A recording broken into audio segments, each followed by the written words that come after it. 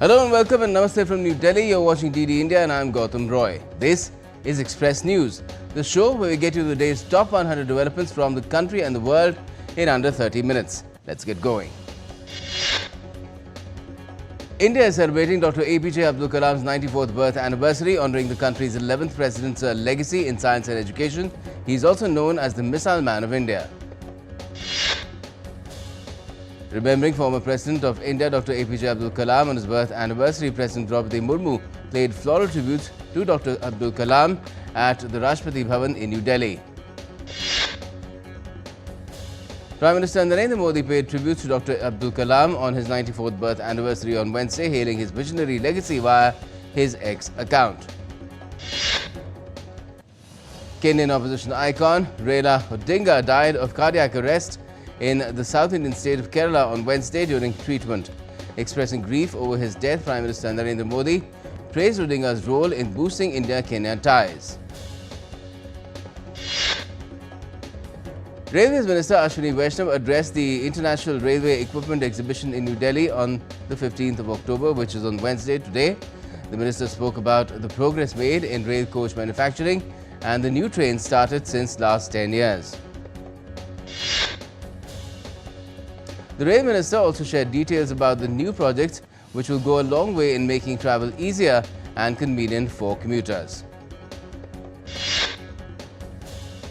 Brazilian Vice President Geraldo Alckmin and along with Defence Minister José Múcio Monteiro Filho will arrive in India in the afternoon on a 3-day visit.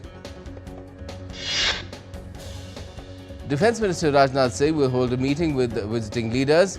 In a statement, the Defence Ministry said that the leaders will review the entire range of multifaceted relations in the field of defence between the two nations. During his visit, Brazil's Vice President is also expected to attend the India-Brazil Business Forum and visit the All India Institute of Ayurveda.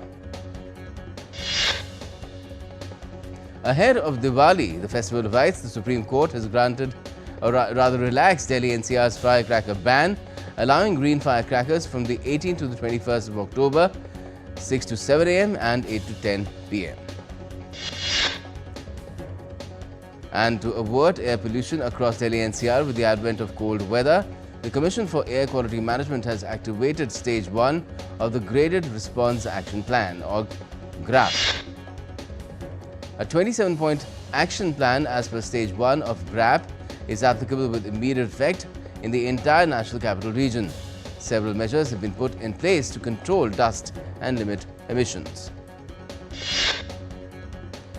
India resumes all categories of international postal services to the United States starting today, ending a nearly 2-month suspension triggered by changes in US customs regulations. The resumption follows extensive coordination between India Post and Customs and Border Protection approved qualified parties, along with successful system trials in Delhi and Maharashtra. India's Minister of State for External Affairs and Environment, Forests and Climate Change, Kirtivardan Singh, is in Kampala to attend the 19th ministerial meeting of the Non-Aligned Movement. In a landmark success towards eliminating Naxalism, over 60 Naxals surrendered in Gadchiroli district of Maharashtra in the presence of State Chief Minister Devendra Fadnavis. Speaking on the occasion, the Maharashtra Chief Minister said the surrenders mark a new day for the district and the region marred with Maoism and Naxalism. The region was devoid of development and the youth were misled and wasting away. Haryana's Chief Minister Nayab Singh Saini flagged off 10 electric city buses launched in an eco-friendly transport service for Haryana's historical town of Kurukshetra. The service will be free until Diwali and will run on multiple city routes. India's growth outlook remains resilient even as global economic prospects dim, according to the International Monetary Fund's latest World Economic Outlook report. The IMF report projects India's financial year 26 growth at 6.6%, revised up by 20 basis points from July's forecast to 6.4%, reflecting a strong Q1 carryover that offsets the impact of increased US tariffs on imports from India. The IMF has highlighted that India has recorded the strongest upside surprise among all emerging market and developing economies. The IMF has also raised 2025 global growth forecast to 3.2% from 3% in July, citing milder Trump tariff impacts. While the year 2026 holds at 3.1%, the IMF has also warned of the US-China trade war escalation, AI shocks, and China vulnerabilities. Meanwhile, the International Monetary Fund has once again revised Bangladesh's GDP growth forecast downwards for the fiscal year 2026, projecting it at 4.9%. The IMF said that a rebalancing of China's economy through fiscal measures targeting social spending and property would help battle deflationary pressure, as growth in the country is forecast to slow further.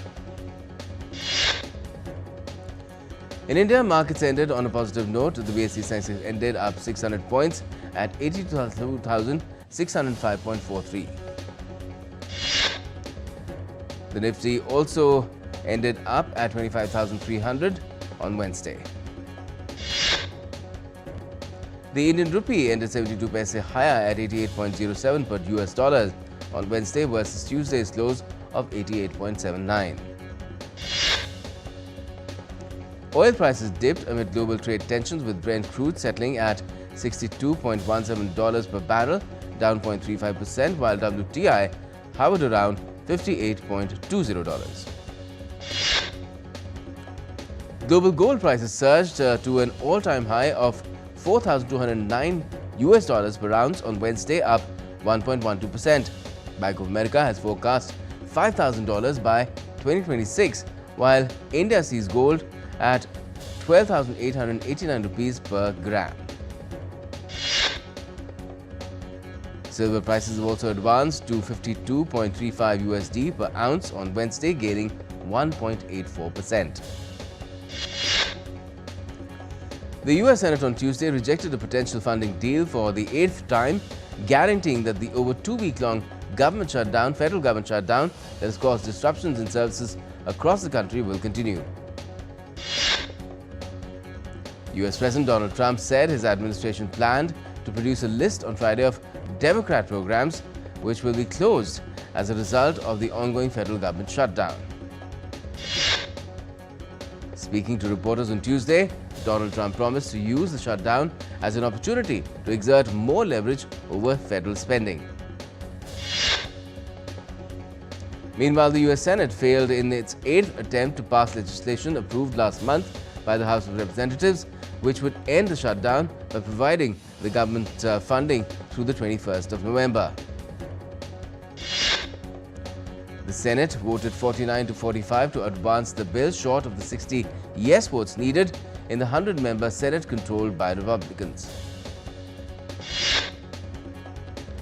Also, the Trump administration has revised federal worker layoffs downwards to 4,108 on Tuesday amid the ongoing shutdown, admitting initial sweeping cuts were overly ambitious. Unions have challenged the legality of the move, with no end in sight to the shutdown. US and China launched tit-for-tat port fees Tuesday, $50 a ton on arrivals of ships, escalating tensions after Beijing's rare earth curves and Trump's 100% tariff threat. Weekend talks hint at de-escalation. Trump is said to be considering terminating some trade ties with China, including in relation to cooking oil. China has sharply reduced US soybean purchases, which Trump has called a negotiation tactic. Trump said this month he hopes to discuss soybeans with his Chinese counterpart Xi Jinping, while also warning the US may halt a large share of imports from China. Meanwhile, Federal Reserve Chair Jerome Powell has said that the US economy may be on a firmer footing. Powell has warned that the job market remains fragile. Israel will allow Gaza's Rafah crossing to reopen on Wednesday for humanitarian aid to enter from Egypt into the Palestinian territory. According to reports, the decision to reopen Rafah to allow aid to pass through was also taken after Israel was informed of the Hamas's intention to return 4 more bodies on Wednesday. Meanwhile, 3 of the 4 bodies of Israeli hostages in Gaza returned by the Hamas late Tuesday have been identified, as confirmed by the families on Wednesday, following forensic confirmation of their identities. NATO chief Mark Rutte has hailed EU's drone wall initiative as timely, with joint efforts underway for a radar jammer network against Russian incursions. Defense ministers will be meeting on Wednesday as funding debates persist amid 400% air defense hike call. Russia struck a Ukrainian thermal power plant overnight, Naftogaz said on Wednesday, amid retaliatory barrage. Gas facilities in Kharkiv, Sumy and Chernihiv were also hit last week. Output due to the strikes is down 60%. Rapid Support Forces drones have swarmed and hammered Khartoum's Northwest Army bases for hours on Wednesday. That's what the military said it has downed most. The Sudanese army has vowed retaliation. Around 20 civilians have been killed and dozens injured in fresh clashes on the border between Afghanistan and Pakistan, according to Afghanistan officials on Wednesday. With 10 days left to Ivory Coast's 25th of October election, Burkina, Mali and Niger juntas have identified online disinformation. The opposition has shared footage, however, no new disruptions have been reported today. France's Prime Minister Sébastien Lecornu will face the confidence votes known as censure votes on Thursday. Opposition parties on the far left and the far right are demanding parliamentary elections. Madagascar's elite CAPSAT unit seized power after impeaching President Rajoelina, who fled amid youth protests. A transitional council has been constituted. No violence has been reported so far on Wednesday. Time now to take a quick break in Express News, but there's more just around the bend. Stay tuned.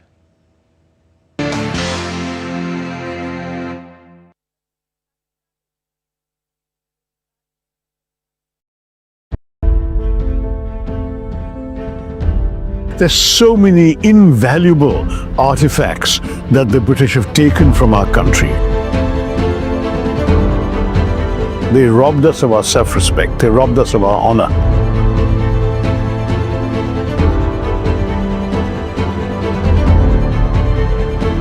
Loot was never innocent. It was painful.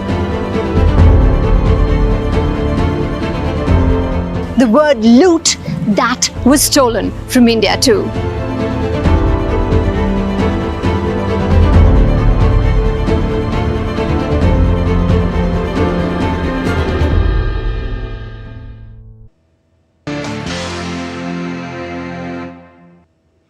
Welcome back. You're watching Express News on DD India. I'm Gautam Roy.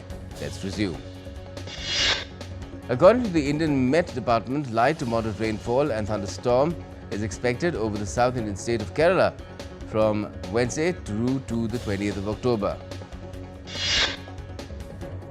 Light to moderate rain is also expected in southern Karnataka and coastal Andhra Pradesh on Wednesday and Thursday, according to the IMD's predictions. The weather agency has also predicted thunderstorm with gusty winds over the eastern Indian state of Odisha on Wednesday and Thursday. The National Weather Forecaster also anticipates thunderstorm with lightning over various parts of Maharashtra and Goa from Wednesday through to Friday.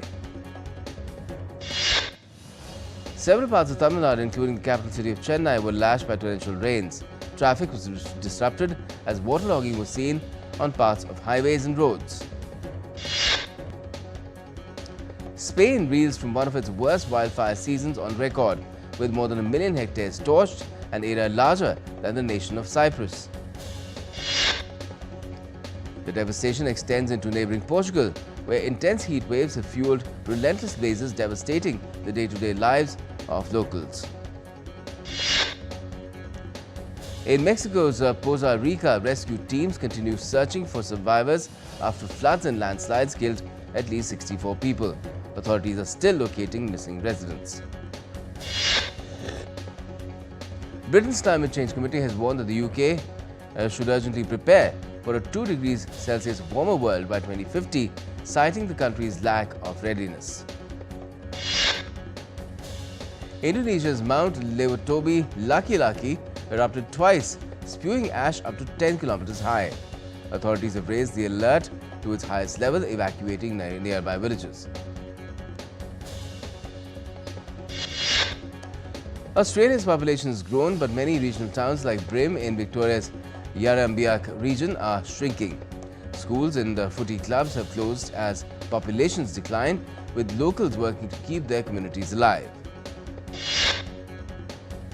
At 100 years, Anna Posse is Italy's longest-serving barista, working over 65 years at Bar Centrale at Nobuno. She started at 18 and continues running the family bar, seeing it as a community hub. In Turkey's Ankara, a new exhibition reimagines the city, often seen as grey, showcasing colourful and nostalgic scenes of daily life from candy shops to coffee houses. The exhibition will remain open till the 21st of this month. Again in Turkey's Antalya region's Serik district, colourful hot air balloons now float above the 2,000-year-old Aspendos Theatre, one of the best preserved Roman sites in the world.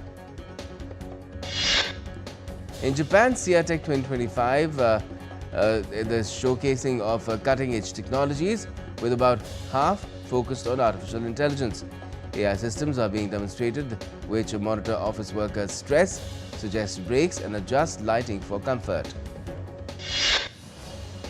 UK startup Blindwiz has built an AI vision system which spots and removes lithium-ion batteries from waste to prevent fires. It uses cameras and air jets to boost recycling safety and recover valuable materials. Ethiopian traditional dressmakers are hesitant to pass on their centuries-old craft of making the East African nation's popular long white Habesha Kemis dresses to their children amidst economic woes and competition from cheaper factory-produced dresses imported from China. The Prince and Princess of Wales made a surprise visit to Northern Ireland on Tuesday, joining fire rescue training and visiting a farm before ending the day baking a pie. The trip highlighted rural opportunities and youth entrepreneurship. India showcased its tech strength at GTEX 2025 in Dubai with 100 companies led by the Electronics and Computer Software Export Promotion Council presenting innovations in AI, cloud and cybersecurity. The holy city of Ayodhya is glowing with festive spirit as preparations for Deepotsav 2025 and the Diwali festival are on at full swing. Streets, temples and public spaces shine with decorative light displays. Aurangabad village in the northern Indian state of Uttar Pradesh is making headlines for its beautiful terracotta art. Thanks to the GI tag and the One District One Product scheme, local artisans are gaining national and international recognition. Pickleball is becoming the new favorite sport among youngsters in the Indian Union Territory of Jammu and Kashmir. To promote the game and encourage fitness, the J&K Pickleball Association held exciting matches at Woodland House School.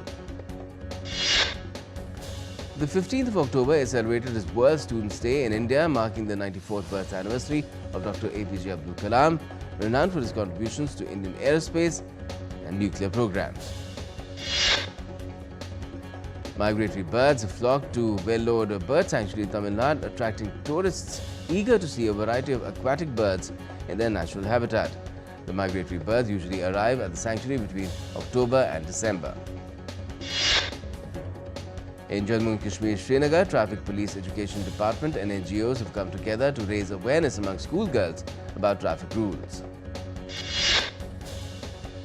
In the entertainment world, Colin Farrell premiered his new psychological thriller, Ballad of a Small Player, where he plays a gambler haunted by his past. Directed by Oscar winner Edward Berger, the film releases in theatres on the 15th of October, which is today, and on Netflix on the 29th of this month. Channing Tatum transforms into a goofy real-life criminal in the comedy drama Roofman, a film based on Jeffrey Manchester, who robbed McDonald's outlets by breaking in through the roof. Bradley Cooper premieres his new directorial venture, Is This Thing On?, at the London Film Festival, starring Will Arnett and Laura Dern as a couple redefining life after divorce.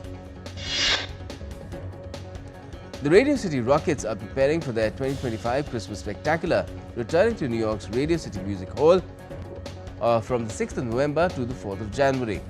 Featuring over 80 dancers, the show blends new innovations with timeless traditions dating back to 1933. The first trailer for American filmmaker Sam Raimi's horror thriller Send Help Us Out, featuring Rachel McAdams and Dylan O'Brien as stranded co-workers whose survival fight turns deadly. The film releases on the 30th of January next year.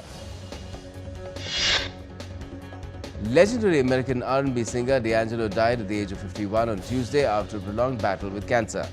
He was known for his soulful voice and influential contributions to music. The first look poster of Indian actor Agastya Nanda from his debut film Ikkis has been released. Produced by Maddox Films and directed by Sriram Raghavan, the film is based on Paramveer Chakra awardee Second Lieutenant Arun Khetarpal. National Award-winning filmmaker Rajesh Mapuskar will direct Chiranjeevi Hanuman the Eternal, India's first AI-driven Hindi film. Produced by Abun Ditya Independent Entertainment and Historyverse, the movie is set for worldwide release on Hanuman Jayanti in 2026. Actor Ajay Devgan and Rakulpreet Singh star in the comedy sequel De De Pyar De 2, where Ashish tries to impress Aisha's parents, sparking hilarious chaos as seen in the recently released trailer. The film, directed by Anshul Sharma, releases on the 14th of next month. Bollywood superstar Salman Khan stole the spotlight as the showstopper for designer Vikram Phadnis's milestone show Ananta in Mumbai. Wearing a black embroidered sherwani, Salman impressed with his royal and confident look. Sports now. An ICC Women's World Cup match between Sri Lanka and New Zealand was called off due to rain in Colombo on Tuesday. Both the teams shared a point each. New Zealand will remain in Colombo for their next fixture against Pakistan on Saturday, while Sri Lanka will take on South Africa on Friday. Afghanistan made a statement in the third and final ODI, thrashing Bangladesh by 200 runs at Sheikh Zayed Stadium in Abu Dhabi on Tuesday. Former England pacer Stuart Broad believes Australia are heading into this winter's Ashes with the worst team since 2010. Aussie captain Pat Cummins has said that he is disappointed to miss India's white ball tour of Australia. Cummins is recovering from a lumbar bone stress in his lower back. New South Wales fast bowler Sean Abbott became the first player to be substituted out of a Sheffield Shield match due to injury other than concussion. Abbott split the webbing in his right hand while fielding off his own bowling in the match against Victoria at the Junction Oval in Melbourne. England became the first team for Europe to punch their ticket for the FIFA World Cup 2026 with 2 games to spare. Ivory Coast overcame Kenya 3-0 in the final qualifier to finish top of their group and secure a berth at next year's FIFA World Cup. Saudi Arabia claimed a 0-0 draw with Iraq to seal qualification for the next year's FIFA World Cup. Italy inched closer to the FIFA World Cup qualification with a qualifier win against Israel. The stage is set for maiden DP World India Championships as some of the biggest names in men's golf will vie for the glory at the Delhi Golf Club starting Thursday. Indian golfer Shubhankar Sharma has expressed his excitement about returning to the Delhi Golf Club, highlighting the significance of having a strong field, including renowned players like Rory McIlroy and Tommy Fleetwood. India's para powerlifter Joby Matthews has won a bronze medal at the Para Powerlifting World Championships 2025 in Cairo, Egypt.